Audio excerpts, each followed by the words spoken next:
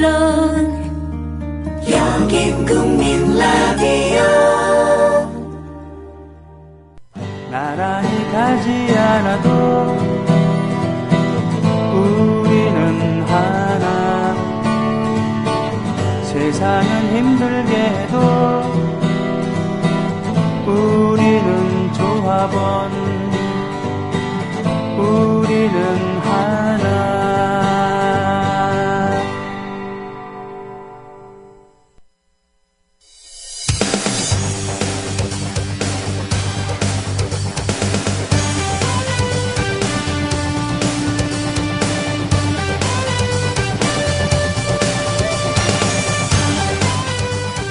최동호의 스포츠당.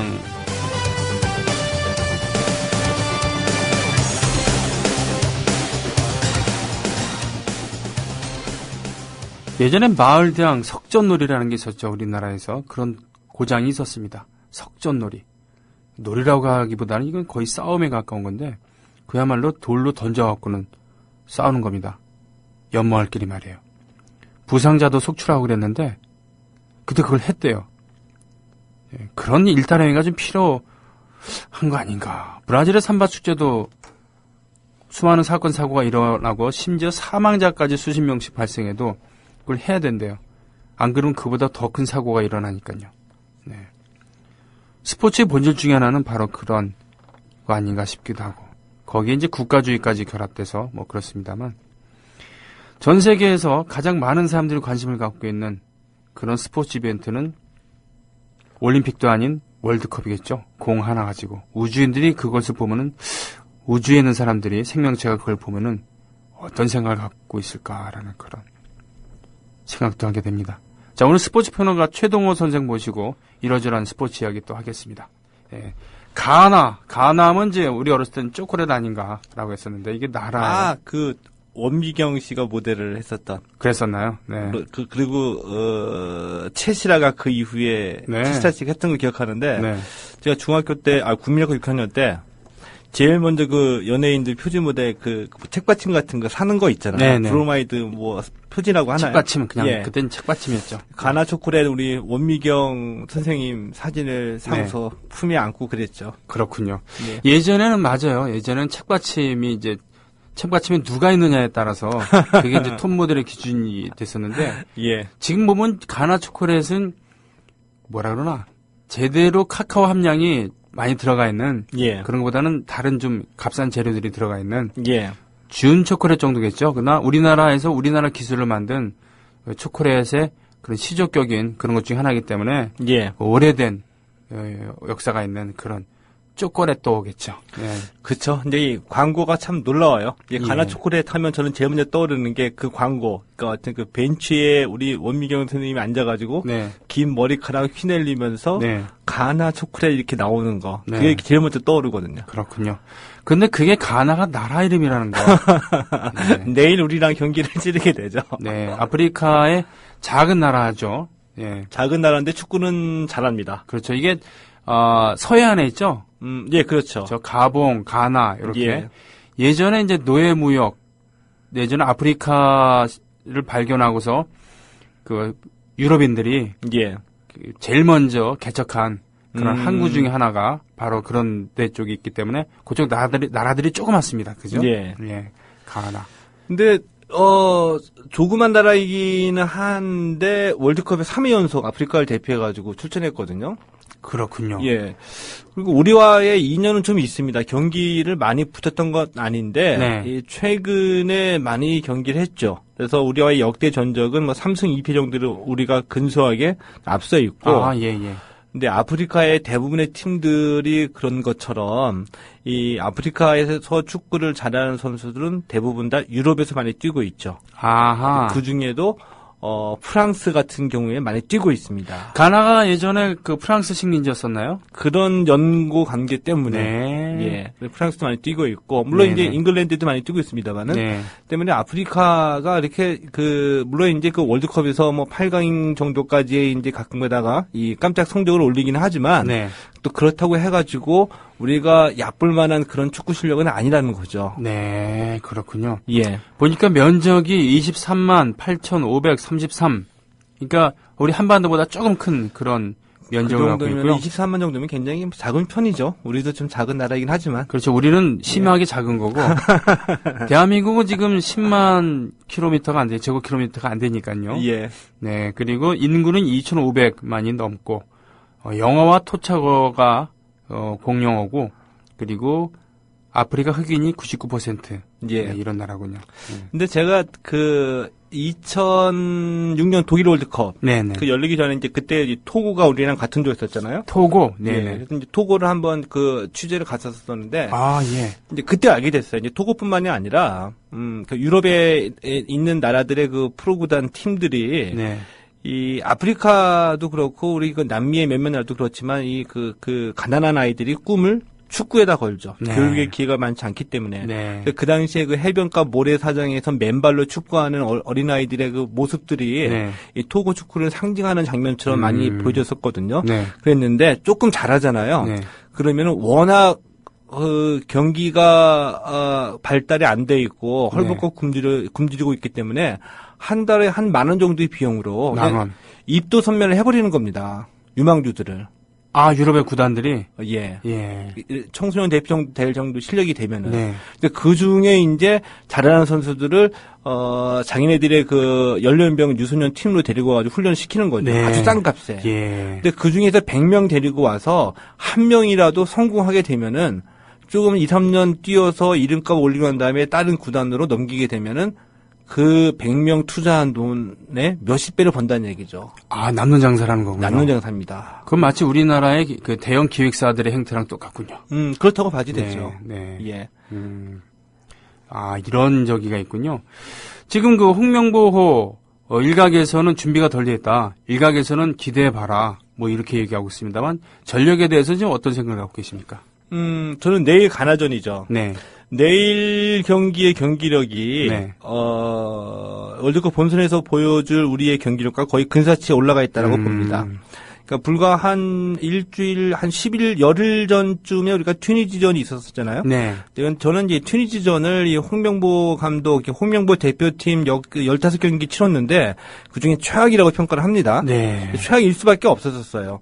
왜냐하면은 지난대로 대표팀이 소집되고 난 뒤에 대표팀이 홍명보 감독이 계획한 대로 훈련을 하게 되잖아요. 네. 그랬는데 이 유럽에서 그 시즌 끝나고 온 선수들, 그러니까 컨디션하고 체력이 그냥 바닥에 떨어진 선수들을 불러 모아가지고 처음부터 다시 시작하는 단계였었거든요. 아, 그런 거군요. 예. 네. 때문에 이런 선수들 데리고 세부적으로 세부 전술이나 조직력을 가다듬기는 힘들잖아요. 네. 이렇게 이 체력과 컨디션 회복 훈련 중인 선수들을 데리고 뛰었던 경기였었다. 그러니까 당연히 네.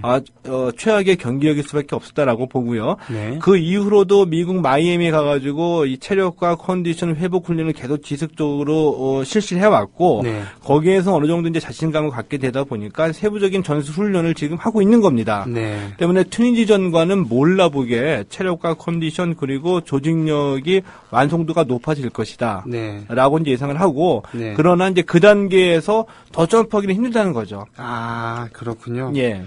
한계는 어느 정도 있지만 그래도 내일 경기를 좀 눈여겨보고 기대를 걸어야 되는 이유가 좀 있다는 그런 얘기군요. 네, 그렇습니다. 그래서 홍명보 감독이 내일 경기에서도 이제 뭔가 좀 테스트해보고 싶은 것은 있겠죠. 네. 예를 들게 되면은 이 홍정호 선수가 튀니지전 때 부상을 당했었잖아요. 네네. 예, 그럼에도 이제 전지훈련을 데리고 갔죠. 네. 이 부상에서 얼마나 나와서 중앙 수비수 역할을 해줄 수 있는지도 테스트를 해봐야 되고요. 네. 그 다음에 이제 몇몇 선수들, 중요한 선수들이 있는데, 이 가나가 아프리카 팀이기는 하지만, 이 전지훈련, 미국 전지훈련에서 홍명보 감독의 머릿속에는 오로지 러시아밖에는 없었습니다. 아, 그러니까 1차전 러시아전을 잡아야지 된다라는 생각이 간절했었거든요. 그렇군요. 왜냐하면 제가 봤을 때도 처음에 우리가 알제리를 좀 만만하게 봤잖아요. 예, 예. 근데 알제리가 이 평가전을 통해서 전력을 보니까 우리가 생각했던 것보다 이상이다라는 게 드러나기 시작한 거였었거든요. 네. 근데 러시아전 1차전에 대비해서 모든 것을 쏟아부었는데 그래서 가나가 아프리카 팀이긴 하지만 러시아전에 대비한 전술을 가동할 것이다. 네. 라고 저 예상을 하고 있고요. 네. 만약에 본선에 올라가서 만약에 1차전 러시아를 잡지 못하고 우리가 패한다. 그렇게 됐을 때는 제가 봤을 때는 단순한 1패 이상의 네. 데미지가 있다. 네. 왜냐하면 그동안 러시아전에 대비해서 쏟아부은 에너지와 시간과 정렬이 네. 있기 때문에 네. 러시아전 패배는 1패 이상의 의미다라고 봅니다. 그렇군요. 자, 지금 경기도 경기지만 말이죠. 지금 역대 올림픽이래. 월드컵 중에 이렇게 네. 분위기 안 뜨는 월드컵. 분위기 안 뜨죠. 네, 분위기 안 뜨는 처음이 아닌가 싶은데 심지어 예. 지금 거리 응을 우리가 해야 되느냐 말아야 되느냐 이거에 예. 대해서도 논란이 있고 그렇습니다만 정작 지금 이것은 그 축구협회라든가 그런 곳에서 좀 뭐 토론도 좀 하고 이런 얘기도 하고 그래야 될 텐데 예. 어떻게 할 것인가. 근데 왠지 눈치만 보는 듯한 그런 느낌이 있어요. 이게 이제 뭐 좀 좋게 얘기하면 자신감이 없다. 네. 왜냐면은 길거리 응원을 해야 된다면 네, 왜 해야 되는지 네, 자신의 신념과 이론적인 배경이 있으면 그렇죠. 설득이 나설 수 있잖아요. 그게 그렇죠. 이제 국민의 동의를 얻지 못한다고 하더라도, 네, 근데 이제 그거에 대한 신념이나 철학적 깊이가 없으니까 나서지 못하는 거거든요. 네, 근데 제가 여기서 뭐 근사하게 철학적 깊이라고 얘기를 했는데 이게 무슨 근사한 얘기이긴 하지만 탁 까놓고 얘기를 해보면 네, 축구를 왜 하는지, 네, 국가대표가 왜 선전해야지 되는지, 왜 국민이 축구대표팀을 응원해야 되는지 네. 그들 나름대로의 논리나 이게 없다는 얘기입니다. 아. 스스로 믿고 있는 게 있으면 설득이 나섰겠죠. 아니 근데 사실은 뭐 그런 것도 있습니다만 우리가 그 이면을 까보면은 예. 이게 돈 문제잖아요. 돈 문제도 많잖아요. 거기 이제 본질은 그거라는 얘기죠. 예, 그래서 광고주라던가 뭐 어떤 사람들이 많이 모이고 그러면 여기 이제 광고 이런 것이 또 스폰서 이런 것이 붙을 때고 예. 예, 결국은 이것을 어떻게 관리할 것인가 예라는 건데 그걸 포기할 것인가 아니면은 어떻게 안고 갈 것인가. 예. 포기할 것인가 그러면은 거리 응원 안 해도 돼라고 얘기하면 되는 거고. 근데 포기하기는 힘들죠. 왜냐하면은 그렇죠. 이미 이 스폰을 받아가지고 네. 이 그 자본의 거래가 이루어졌을 거라고 이제 보고요. 네. 때문에 이제 눈치를 본다는 의미 자체가 하려고 하는데 네. 어떤 식으로 얘기를 꺼내야 되는지 네. 어떤 방식으로 해야 되는지에 대한 고민이 있기 때문에 이제 눈치를 보고 있는 거죠. 하려고 할 네. 겁니다. 그래서 예를 들면은 이 분향소가 설치된 지점에서는 길거리 응원을 하지 못하고 그래서 네. 예를 들어 가지고 강남역 사거리나 네. 테헤란로 아니면은 영동대교 네. 이런 데에서 길거리 응원을 하자는 얘기가 지금 무수히 지금 그 물밑에서는 진행이 되고 있습니다. 아. 어떤 식으로 가야 되느냐 방법까지도 합쳐가지고요. 네. 때문에 응원은 이루어질 거라고 보는데 어떻게 이 국민들의 정서와 체장에 가까이 가는 응원 형태를 가져갈 것이냐 네. 이 두 가지의 고민이 있는 거죠. 근데 축구협회랑 축구계에서는 예를 들어 가지고 지금 본질적인 말씀을 해주셨는데 네. 이거 왜 쉽게 놓치지 못하느냐. 거기에 이제 그 상업화된 길거리 응원의 그 속성이 있다는 거죠. 네. 이미 그 자본의 거래가 이루어졌기 때문에 일종의 계약 위반일 수도 있고 예. 책임이 있다는 얘기죠.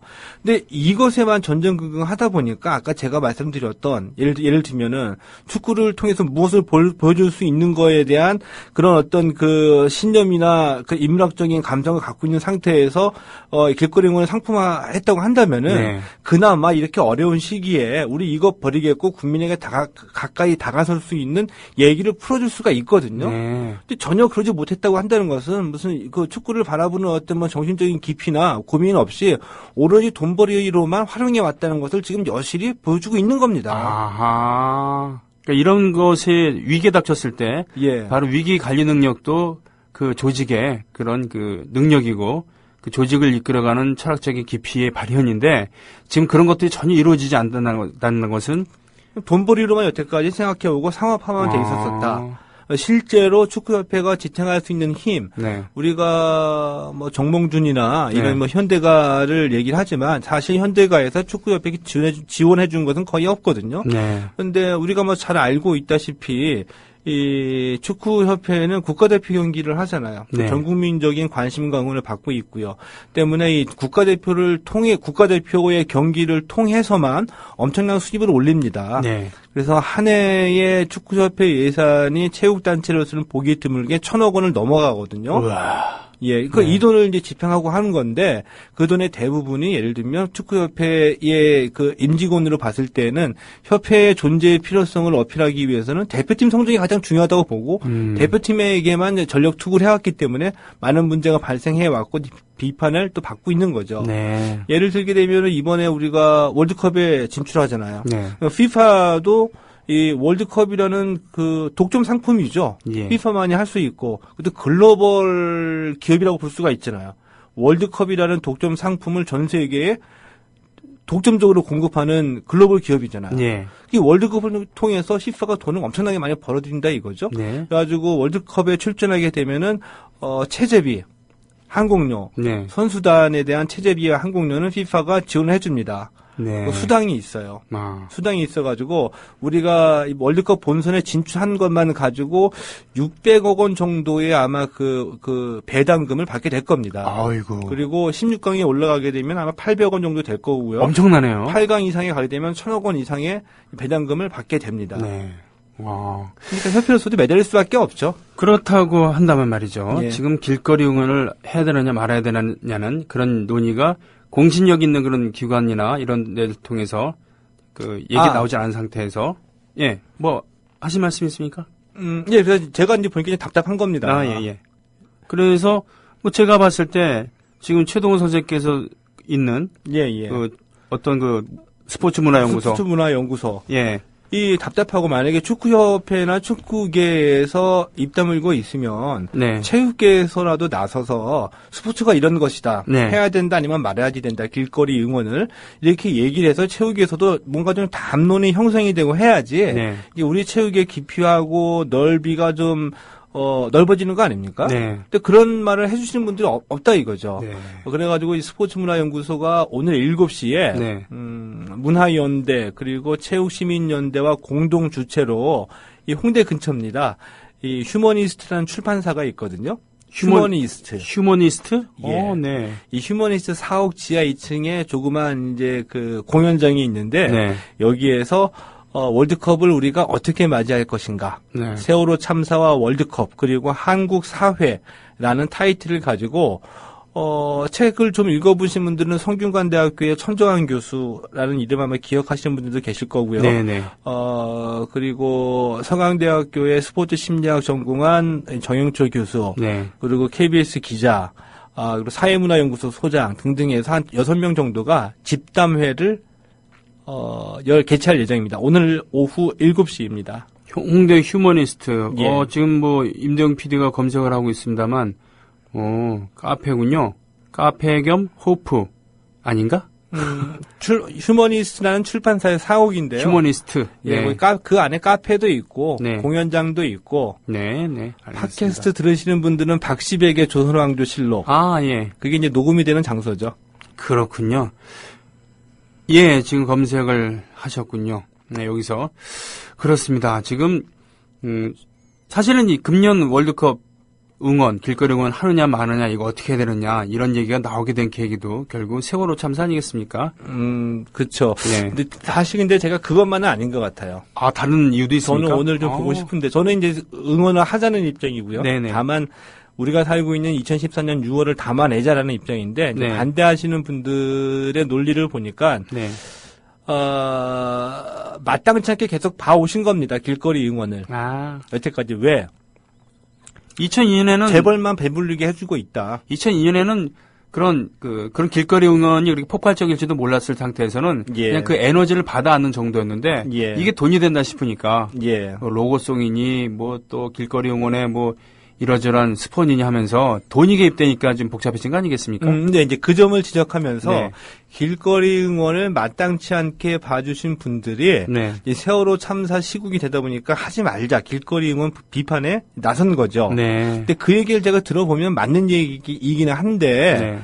왜 그럼 세월호 참사가 있다라고 세월호 참사가 있기 때문에 길거리 응원을 하지 말자라고 하면서 네. 하지 말자는 이유 중에는 자본, 상업화된 길거리 응원, 국민적인 응원이나 열기 순수한 열정을 돈으로 바꿔버리는 길거리 응원사 기획 네. 이런 것들 비판하고 있거든요. 근데 네. 이 얘기 자체는 세월호와는 관계가 없다는 얘기죠. 네. 예.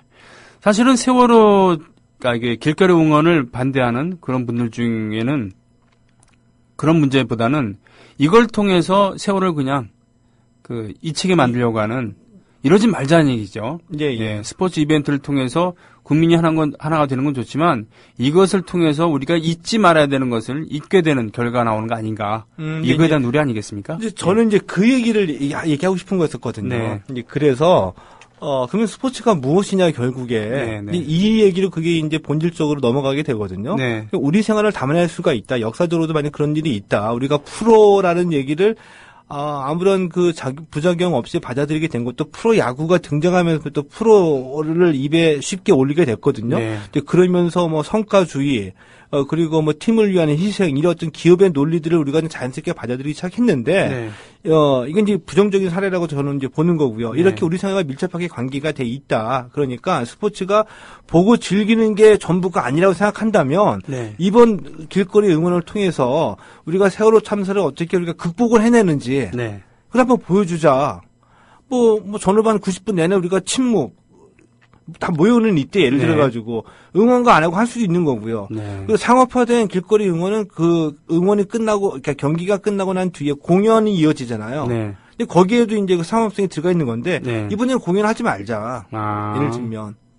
그러면 지금 그런 견해를 갖고 계신 겁니까? 길거리 응원은 자연적인 에너지의 분출이기 때문에 그걸 막지 말자. 이런 측면에서 접근하시는 건지 아니면은 어차피 축구협회가 계약도 돼 있고 그래서 예. 예산을 집행해야 되고 돈을 토해낼 수는 없으니까 기업체나 이런 것을 좀 적당히 좀 타협을 하자. 타협을 하는데 그 세월호를 잊지 말자는 이러저러한 그 상징을 넣자. 이런 걸 말씀하시는 겁니까? 그러니까 그 열정을 담아내야 되죠. 결정을 담아내야 된다. 예. 담아내는 기회는 우리가 포기하면 안 된다. 이걸 네. 포기해버리면 스포츠는 그냥 단순히 보고 즐기는 걸로 우리가 스스로 격을 낮춰버리는 게 되거든요. 네. 그게 아닌 기회를 만들어내야 되는 거죠. 그렇군요. 그리고 길거리 응원 자체를 꼭 축구협회만 해야 되나? 하긴 그래요. 네. 축구협회와 그 재벌들 간의 계약은 그네들이 알아서 할 일이고, 네.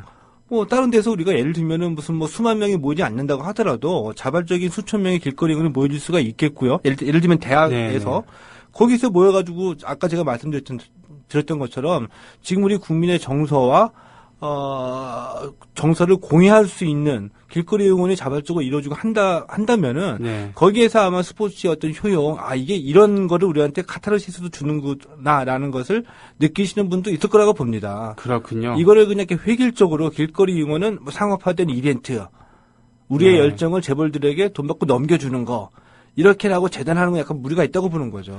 하긴 그 세월호 사건 참사 이후에 예정되었던 일산에서의 그런 뮤직 페스티벌 하나가 전날 일방적으로 고양시에서 취소시켰죠. 그 이유 중에 하나는 바로 그 선거를 앞두고 상대 후보 진영에서 풍악 울리지 말라라고 과장해서 매도한 그런 부분이 있는 것인데, 음악의 여건 중에 하나는, 음악의 기능 중에 하나는 오락이 아니라 치유의 기능도 상당히 있는 건데, 그런 것에 대한 것을 완전히 좀 무시한 처사가 아닌가라고 해서 많은 음악인들이 화를 냈거든요. 막 자괴감을 느끼기도 하고 그랬었는데, 스포츠라는 것에 대해서 우리가 또 어떤 그 생각을 가져야 되는 것인가라는 것에 대해서 그 논란거리가 있을 것 같습니다. 오늘 7시에 휴머니스트에서 이러저러한 그렇다고 한다면은 오늘 그 회의 결과에 대해서 다음 주에 오셔서 간략하게 좀 브리핑도 좀 해주시고 그러면 고맙겠네요. 굉장히 많을 텐데요. 말씀을 드려야죠. 간략하게 이러저런 얘기가 있었습니다라고. 왜냐하면 자기가 자기의 전문 분야가 아닌 이상 그에 대해서 우리가 생각하는 것은, 사고하는 것은 분명히 한계가 있기 때문에 그렇죠. 나는 축구가 싫어. 그렇기 때문에 길거리 응원 반대야라고 하는 것은 1차적인 얘기고, 난 축구가 싫어. 하지만 길거리 응원하는 거 내서 말리지는 않겠어. 나는 축구가 좋아. 하지만 이번에는 길거리 응원 자제해야 돼. 나는 축구가 좋아. 그렇기 때문에 길거리 응원 가야 되고, 여기에 옛날같처럼 그냥 흥청망청 하는 게 아니라 우리가 세월호 같은 것을 시국을 대해서 잊지 말자고 하는 이런 장치를 넣어야 될 것 같아. 이런저런 얘기가 나올 수 있잖아요. 그렇죠. 네. 알겠습니다. 길거리 응원 후원업체 없을 듯. 길거리 응원 많이 나오면 후원업체가 왜 없겠습니까? 그리고 후원업체 벌써 다 선정해갖고 시작하지 않았겠습니까? 있죠. 네. 윙스님께서 올려주셨습니다. 예. 자, 여기저기에 대해서, 이런저런 그 의견이 나왔는데, 요거는 이따 마칠 때쯤 해갖고, 모아갖고 한번 얘기를 하는 걸로 할까요? 아니면 예. 지금 그냥 할까요? 아니 뭐 저는 우리 그 스포츠당 네. 이게 따로 독립돼 가지고 올라와 있는 그게 있더라고요. 아, 예. 저는 좀 죄송스럽게 얼마 전에 봤는데 아, 예. 거기에 팟캐스트에? 보니까 네. 그 많은 분들이 뭐 댓글도 올려주시고 의견도 올려주시는데 네. 응답은 하나도 못했습니다. 예. 그러니까 굉장히 죄송스럽게 생각하고 거기 이제 관심 가져주시고 댓글 올려주신 분들에 대한 감사를 네. 한번 표하고 싶다 이거죠. 네. 아, 그러시군요. 예. 지금 글들은 대대적인 야외 응원은 바람직하지 않다. 국상 중이고 아직 다 찾지 못했고 조용히 집에서 응원합시다. 투게더님 이렇게 올려주셨고요. 윙즈님도 그렇게 말씀해 주셨습니다. 뱀마구지님께서 또 이런 부분에 대해서 부정적인 의견을 올려주셨고 예. 심지어는 강원도 조합원은 14일 날 춘천에서 세월호 서명운동 한다고 이렇게 하셨습니다. 세월호 서명 운동은 어떤 세월호 진상규명을 책임자 위한 처벌이나 이런 것들을 요구하는 진상규명 책임자 처벌? 뭐 그런 거겠죠. 예, 진상규명이 먼저죠. 세월호 예. 진상규명을 제대로 하자. 1,000만 명 목표로 예. 지금 그 서명운동에 돌입을 했고요. 100만 명 돌파하는데 시간이 얼마 안 걸렸다고 예. 하는 그 후문을 들었습니다. 이것이 이제 우리 조합원들만 하는 것이 아니라 예. 여기저기서 온오프라인을 통해서 하고 있죠. 이런 의견들 많이 올려주셨는데 그럼에도 불구하고 길거리 응원 해야 된다고 생각하시는 분 계시면은 글 올려주시면 또 반영을 하겠습니다. 원래는 스포츠당은 원래 그 한국 스포츠 역사에 대해서 쭉 얘기하고 있는 부분이 있죠. 예, 그렇죠. 그래서 예. 오늘은 차범근과 한국 축구에 대해서 원래는 얘기하기로 했었는데. 아이고 오늘 7시 제가 걱정이 되네요. 저는 좀 하자는 쪽인데 하지 말자는 분들이 오늘 패널 중에도 많이 계셔가지고 네. 저 혼자 좀 힘들 것 같은데 지난주에 박스컵 얘기를 갔잖아요. 네네. 우리가 70년대 스포츠를 얘기해 오면서 이제 70년대 축구 얘기를 해왔는데 네. 70년대 축구는 두 가지 키워드로 요약할 수가 있다. 하나는 이 박대통령컵 축구 대회. 박스컵. 네. 예, 그리고 차범근으로 요약이 될 수 있다. 네. 이 박스컵은 그 당시의 시대적 상황을 표현하는 대회이기도 하죠. 네. 우리가 물론 좋아했고 열광했던 대회이기도 하지만 현직 대통령의 이름을 달 정도로 그 당시 그 유신 시대의 그런 사회상을 표현해준 대회이다. 네. 근데 박스컵에서 또 놀라운 일이 벌어지죠. 놀라운 일. 우리가 우승을 많이 했다는 거 말고 또 뭐 놀라운 일이 있습니까? 놀라운 일은 이제 차범근이라는 네. 이름을 또 확실하게 각인하게 되죠. 예. 경기 종료 7분을 남겨놓고 3골을 몰아넣어가지고 4대1에서 4대4로. 네. 차범근의 전설입니다. 예. 근데 차범근이 우리가 잘 아는 것처럼 차범근을 잘 아시는 분들은 나이가 있으신 분들이에요.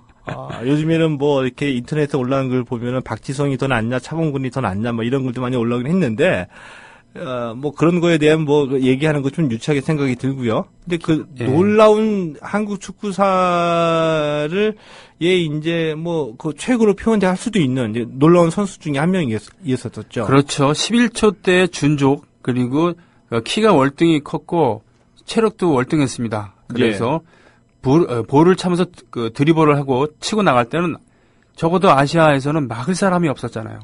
그랬죠. 다 나가 떨어지고. 예. 네. 근데 이 차범근이라는 이름이 이제 71년도에 좀 이렇게 등장하기 시작합니다. 네. 고등학교 3학년 때 했었거든요. 경신고등학교. 경시고등학교 2학년 때 국가대표 되지 않았습니까? 3학년 때입니다. 아, 그렇습니까? 예. 예, 축구를 좀 늦게 시작했어요. 예. 초등학교 때 육상하고 네. 중학교 때 하키를 하다가 경신중학으로 스카우트 되면서 축구를 했거든요. 하키를 했어요? 예. 필드 하키 말이죠. 예, 필드 하키. 오, 예.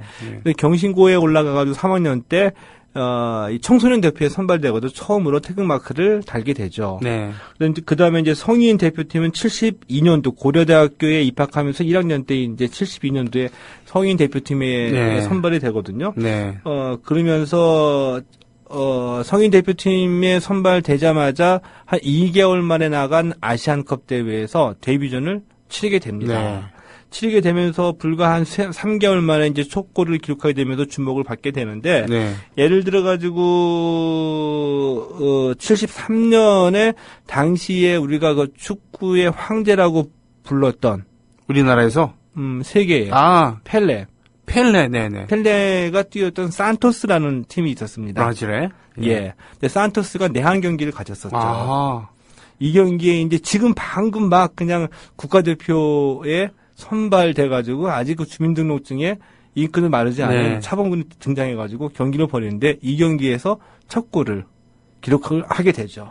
야, 그러니까 지금으로 따지면은 지금 세계 최강 팀, 그때는 세계 최강 팀의 이미지가 있었죠. 산토스 팀이 펠레가 있었기 때문에. 뭐 그런 이미지는 갖고 있었죠. 그렇죠. 이미지 말이죠. 실제로 그러냐 안 그러냐 중요한 게 아니라 예. 펠레가 있는 팀이란 말이죠. 예. 지금으로 따지면 뭐 메시나 이런 선수가 있는 팀. 예. 예.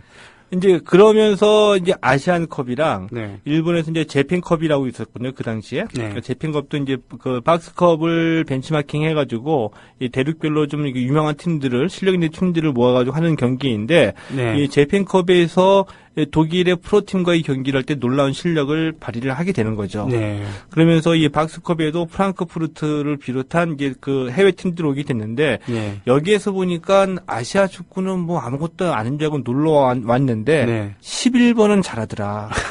차범근 예, 11번. 네. 11번. 네. 그네들이 이제 자기 나라로 돌아가고 난 뒤에 독일에 간 뒤에도 11번은 좀 쓸만한 사람이 예, 있다더라. 예, 예. 이런 얘기가 이제 서서히 소문이 나기 시작하는 겁니다. 아, 예. 예. 그렇군요. 소문이 나기 시작하면서 72년 데뷔 이후에 이제 차범근이 그 학교를 졸업하고 네.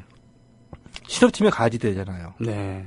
근데 그 차범근이 졸업할 즈음에 우리 이제 군팀 중에 공군에서 또 축구팀을 갖고 있었거든요. 공군. 네. 예. 근데 공군이 굉장히 약했습니다. 아. 약해가지고 차범근이 졸업할 때쯤에 전력 강화를 위한 특별히 이제 대책을 만들어가지고 네. 혜택을 주고서 뽑자. 하긴 공구는 저 농구가 강하다 그러면 그럴 법한데 예. 왠지 축구는 육군이 강할 것 같은 그런 느낌. 예. 그래가지고 공군이 그 복무 기간이 길잖아요. 길죠. 네. 32개월. 예, 예. 그래가지고 그 복무 기간을 똑같이 주겠다. 네. 그러니까 그 6개월을 더 하는데 6개월을 혜택을 주고서 아. 다른 애들 뽑고 좋은 대우를 해주겠다. 네, 이거 예. 첫 번째 케이스로 차범근을 데리고 옵니다. 아, 네. 그 다음 해에 아시는 기억하시는 분도 계실지 모르겠는데 황재만이라는 축구 선수가 아, 있어요. 네, 네. 황재만이 그 다음 해에 2기로 들어가게 되고요. 예. 그래서 이제 그런 약속을 받고 차범근이 들어가게 됩니다. 네. 들어가게 됐는데 공군에서 이제 복무를 하고 32개월 이제 복무 기간의 혜택을 받고서 네. 복무하고 난 다음에 78년도에 이제 그 제대를 앞두고서 네. 독일로 가게 되죠. 그렇죠. 병역 문제가 해결이 돼야지만 우리나라에서는 예. 예, 뭐 해외 진출할 수 있었을 테니까. 그럼 6개월 혜택을 받고서 이제 계산을 해가지고 네. 제대하기 직전에 휴가를 받아서 네. 78년 12월 25일에 갑자기 발표가 되게 되는 거죠. 네. 다름슈타트라는 팀하고 네. 입단 계약에 체결해가지고 발표가 난 겁니다. 다름슈타트 기억납니다. 별로 그렇게 유명한 팀은 아니었어요. 유명한 팀은 네, 아니었었죠. 네, 네. 그런데 웬일인지 그 발표가 나자마자 국내에서는 엄청난 논란이 불거졌어요. 어떤 얘기가요? 그러니까 지금으로서는 상상하기 힘든 일인데 네. 우리가 지금 뭐 예를 들면 박지성이나 기성용, 뭐 이청용 등등 해가지고 좀 잘하는 선수 있으면 밀어줘라. 네. 이대호든 야구든 뭐든 간에 네. 이런 분위기였었는데 그 당시에는 가면 안 된다는 여론도 높았던 거죠. 아.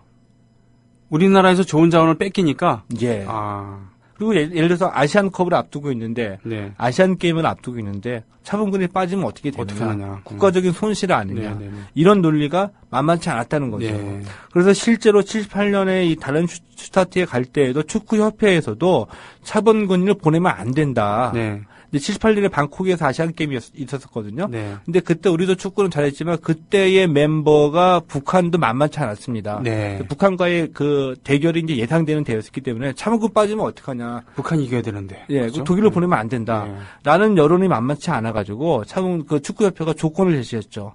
아시안 게임을 뛰고 네. 성적이 좋으면 우리가 도와주겠다. 참. 그래서 방콕 아시안 게임이 열려가지고 거기서 우리가 결승에 올라갔습니다. 네. 근데 결승전 상대가 누구냐? 북한이었어요. 북한이었습니다. 이거. 차범근은 물론 이제 죽기 아니면 사기를 뛰었겠죠. 네. 근데 0대0 무승부가 돼가지고 네. 그래가지고 공동 우승을 차지하게 됐죠. 네. 그때 이제 뭐 조강래, 박상인, 박성화, 차범근, 이영모 이런 멤버들이 뛰었던 대회였었거든요. 박정무 선수도 당연히 있지 않았을까 싶은데. 예. 아님 말고. 네. 그래서 공동 우승하고 난 다음에 어쨌거나 공동 우승했기 때문에 네. 오케이 받아가지고 그 방콕에서 곧바로 차범근이 독일로 날아간 겁니다. 참 지난하네요. 지난한 예. 과정이네. 네. 근데 그것을 보고서 국내에서 반대 여론이 또 높아졌어요. 왜요? 아직 그 현역 신분이 아직 제대를 눈앞에 둔 시기긴 했지만 네. 제대하기 직전에 공군 현역 사병이었었잖아요. 네. 아니 근데 군인이 마음대로 독일 가가지고 공차겠다고 가고 네. 이거 이러면 되는 거냐? 아, 참 이거는 차원근을 보내기 싫다라는 얘기가 똑같은 거군요. 예, 네. 그런 논란이 있었던 거죠. 네. 그래서 당시에 이제 국방부 공군 참모총장이 나중에 국방부 장관까지 오르게 되는 주영복 총장이 있었거든요. 아, 네. 이 양반이 딱 눈치 빠르게 여론을 수렴을 했죠. 네. 노발대발을 하는 척 액션을 보여줬습니다. 네. 자, 범근이 당장 오라고 해. 그 다름슈타트에 갔던 차범근이 독일에서 딱 11일, 네. 열 하루 있고 급거 귀국을 하게 되죠. 네. 그래가지고 공군 부대 들어가서 근무를 계속 하는 겁니다. 아. 근데 차범근의 생각에는 네. 입대할 때 특혜 조건이 있었었는데 네. 그걸 적용하게 되면은 분명히 그 제대하고 난 다음에 제대 직전에 그 휴가를 받아가지고 독일에 간 셈이 되는 거기 때문에 네. 병역을 다 마친 걸로 생각했었었는데 네. 이제 공군에서는 여론이 악화가 돼버리니까 그 특혜 준 6개월 혜택을 없던 일로 해버린 거죠.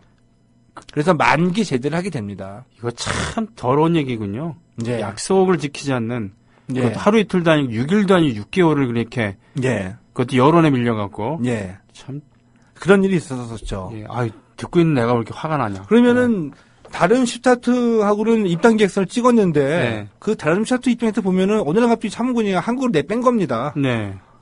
그 계약이 어떻게 됐겠어요? 요즘 같으면 상상을 또 할 수 없는 그런 얘기네요. 그죠? 예. 계약은 자동 파악이 됐죠. 네. 분데스리가에서도 등록이 없었던 걸로 되고 네. 취소가 되고 네.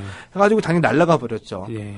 그래서 이제 그 공군에서 제대를 하고 난 다음에 차범근이 다시 독일로 79년에 날아가죠. 네, 무작정? 예. 어. 무작정 날아가가지고 그 다른 슈타트에서 만났던 감독들을 찾아갑니다. 네. 나 좀 도와달라. 네. 근데 그분들은 황당한 표정을 짓죠. 몇 달 전에 네가 맘대로 그렇게 계약을 예. 파기해놓고선 지금 도와달라 그러는 게 말이 된다고 생각하느냐. 예. 뭐 이런 거. 그러면서 지금은 외국인 선수는 아무 때나 와가지고 등록하는 게 아니라 외국인 선수 등록 기간도 정해져 있고 네. 이렇게 있는데 아무 때나 와가지고 이렇게 얘기하면 어떡하느냐. 네네. 그래서 그때 공군 찾던 것 같으니까 내가 몇 명한테 너가 다시 왔다라고 알려는 주겠다. 예. 라고 해가지고 그분한테 매달려서 몇 개 팀에다가 이제 차범근이라는 외국인 한국의 선수가 와서 테스트를 받고 싶어 한다. 네네. 라고 이제 얘기가 나가기 시작한 거였었죠. 네. 그때 차범근이 어떻게 있었냐 하면은 그냥 숙소 하나 잡아놓고 네. 운동할 데가 없잖아요. 네. 이제 테스트 받으려면 제가 몸도 풀고 해야 되니까 그냥 그 시내 공원 있죠. 네. 공원에서 그냥 공 하나 들고 가가지고 공 차면서 몸 풀고 자기 그 감각 잊지 않으려고 이거 웃어야 되는 건가, 이거? 그냥 그렇게 했었습니다. 네. 예. 아, 이거 참나.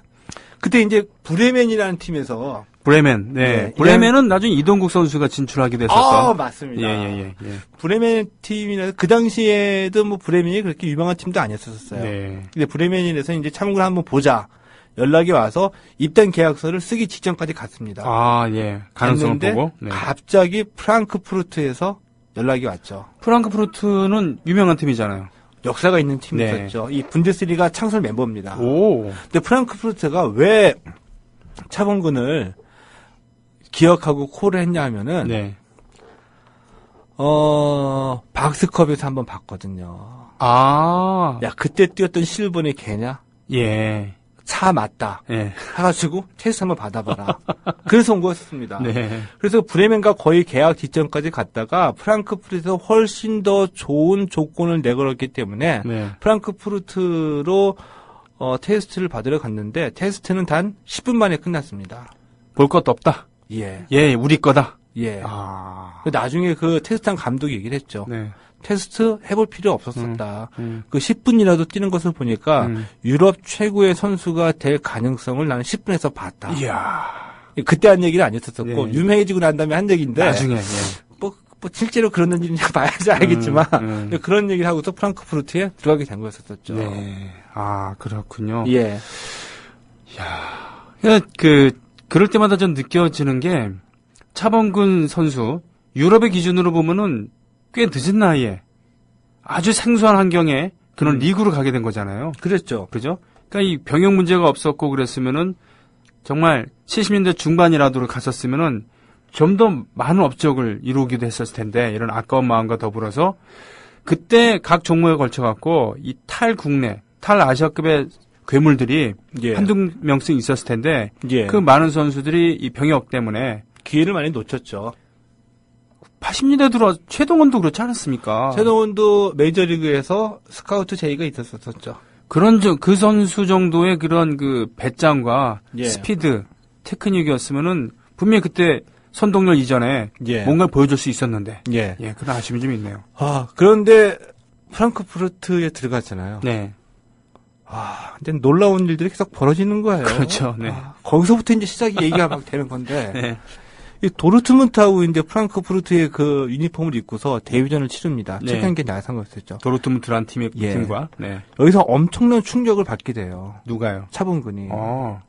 왜냐하면 차범근이 우리말로 하면 덩치가 좀 있었었죠. 그렇죠. 근데 서독 가보니까 독일 가보니까 아무것도 아니라 이겼었죠. 그렇죠. 독일인들 크잖아요. 네, 근데 차범근의 특기가 네. 레프트 윙, 측면 돌파, 네. 빠르고 네. 몸집 좋아서 수비수와 부딪혀서 수비수를 밀어 넘어뜨리고 제압하고. 올라가서 그 당시 말로 이 그 크로스를 네. 올려가지고 센터포워드 김재한이라고 네, 네, 있었던 네. 키 큰, 연결해주고 네. 뭐 이런 거 했었거든요. 네, 네.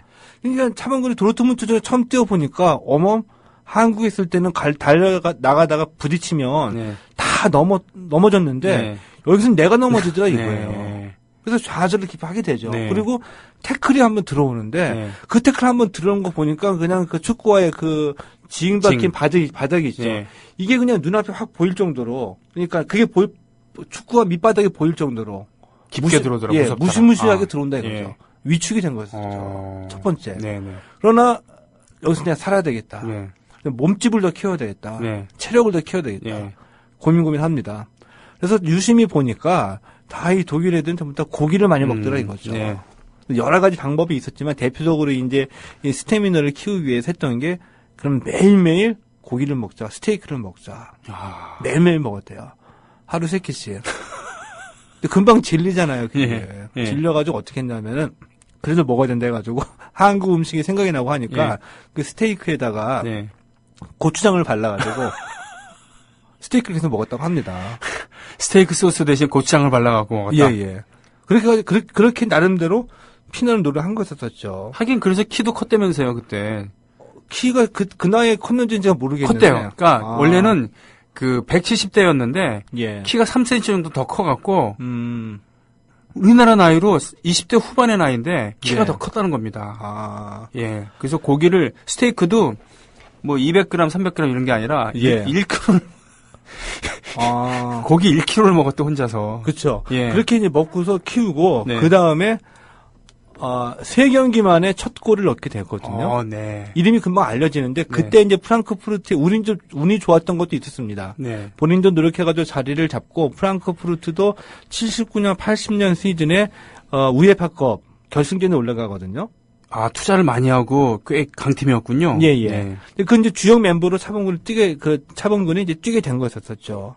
예. 차범근이 뛰게 되니까 또 부족한 걸 또 여러 가지 많이 느끼는 겁니다. 네.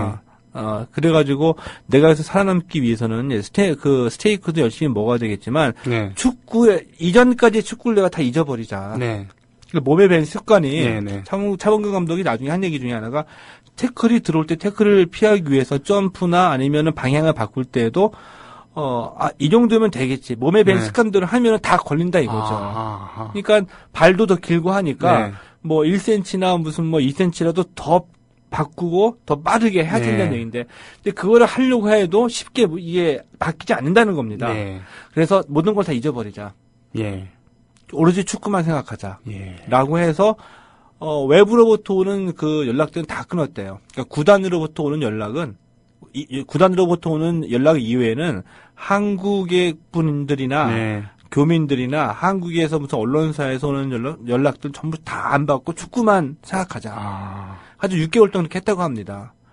그러면서 자기가 좀 기량이 올라가는 거는 느꼈지만 네. 불필요한 오해들. 네. 차범근이 몇 번 뭐 뛰더니 뭐 달라졌네. 뭐 연락을 네. 안 받아. 이런 오해를 스스로 마음에 상처가 됐는데 그거를 극복하는 것도 쉽지는 않았다.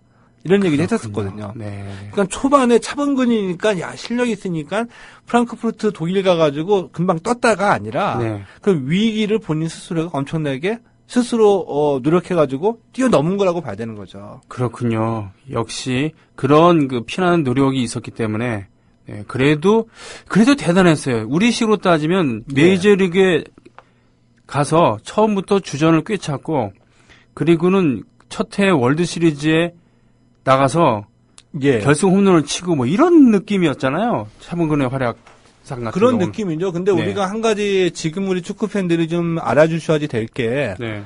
차범근이 활약했던 70년대하고 80년대 세계 네. 축구의 중심지는 분데스리가였습니다. 네, 그렇죠. 지금은 예를 들어서 뭐 프리미어리그나 예. 스페인, 예. 이탈리아 정도가 이제 세계 최정상급의 리그라고 볼 수가 있겠죠. 네. 근데 그때는 스페인이나 이탈리아에서도 분데스리가를 찾아갔던 선수들이. 네. 그러니까 그때 이제 70년대, 80년대 최정상급의 분데스리가였기 때문에 네. 이 분데스리가에서 탑 공격수로 인정받았던 차범근의 위상을 짐작할 수가 있는 거고요. 네. 그리고 차범근이 뭐 한 11년간 분데스리가에서 뛰었는데 네. 308경기에 출전해서 98골을 기록을 했거든요. 네. 98골이 그 차범근이 뛸 당시에 외국인 선수로서는 최다골 기록이었었습니다. 그렇습니다. 네. 그 이후에 이제 깨지기는 했지만 네. 그래서 지금 뭐 시간이 약간 모자라가지고 그냥 잠깐만 얘기하고 다음 시간에 이어서 네. 말씀드리겠는데, 그런데 왜 차범근을 우리가 인정하지 않을 수가 없냐 하면은, 그렇게 외국인 선수 최다골을 기록할 정도로 뛰었었잖아요. 예. 그러니까 그 이후로 데뷔 첫 해서부터 이제 두각을 나타내니까 수많은 견제가 들어오긴 하거든요. 네. 그래서 이제 레버쿠젠의 수비수한테 일부러 목표를 갖고 그 태클 들어온 것에 몸이 다쳐가지고 허리 부상까지도 당해가지고 입원하기도 합니다. 네. 그랬는데 차범근이 그 11년 동안 그 옐로우 카드 있죠. 네. 딱 한 장 받았습니다. 그만큼 페어플레이를 했고 자신에게 부상을 입힌 그런 선수를 용서하고 결국에는 그 레버쿠젠 경기였었거든요. 네. 차범근이 다시 레버쿠젠으로 갑니다. 바이엘 레버쿠젠. 예. 그리고 자기 그 허리뼈 네. 금가게 만들었던 그 선수와 네. 만나서 예. 나중에는 또 제일 친한 친구가 돼요. 예. 뭐 이런 스토리들도 무진하게 많이 있죠. 그 얘기는 다음 주에 얘기 듣는 걸로 하죠.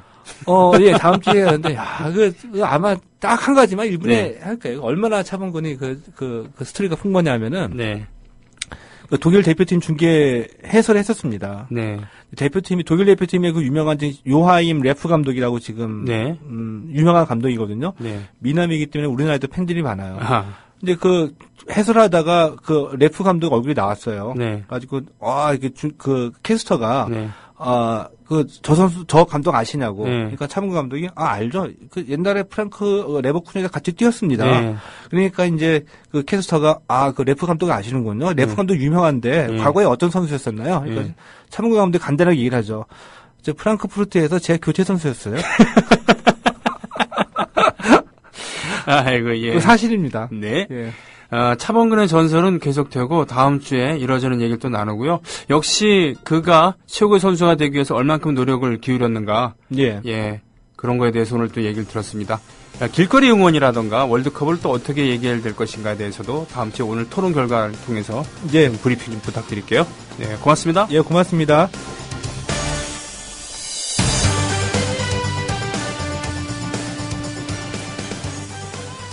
카림 김목자바님께서는 붉은 악마가 했던 16초 침묵 응원처럼 세월에 대한 국민의 의지를 표현할 수 있는 방식을 찾을 수 있으면 길거리 응원 해보는 것도 좋다고 생각하다고요.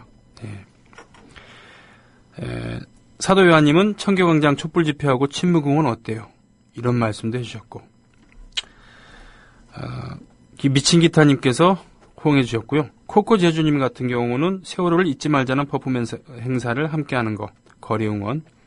내추럴 파레트님은 그러나 반대하신다고, 이 상황에서 거리 응원 옳지 않다. 다시 전두환 때와 같이 이용당하는 국민이 되지 않기를요. 이런 상황이 아니었다면 길거리 응원은 지지한다고 하셨습니다. 자, 지난번에 최동호님께서 말씀하셨듯이 축구 선수 중에 노란 리본을 달았거나 체육계에서 세월호 희생자분들을 애도한다거나 진상규명을 요구하는 목소리가 분명하게 있었으면 좋았을 텐데 스포츠계의 정치적 스탠스가 우리나라에서는 기득권 쪽에 가까운 것이 불편한 진실 아닌가라는 겁니다. 800님, 요즘 분위기로는 길거리 응원 하기 싫다고요. 상업화 같은 이유와는 아무 상관없어요 라고 하셨습니다. 백마고지님, 세월호는 극복의 대상이 아니라 규명의 대상이기 때문에 다르다고 생각합니다. 라습니다. 나머지 분들 그 차붐에 대한 차범근에 대한 이러저러한 회상 글 올려주셨습니다. 내일을 기약하겠습니다. 고맙습니다. 국민 라디오 지지하는 4가지 방법 아시나요? 다운로드하기, 별점 주기, 댓글 달기, 구독하기. 국민 라디오를 보다 많은 이들에게 전할 수 있는 가장 손쉬운 방법. 다운로드하기, 별점 주기, 댓글 달기, 구독하기. 잊지 마세요. 다운로드하기, 별점 주기, 댓글 달기, 구독하기.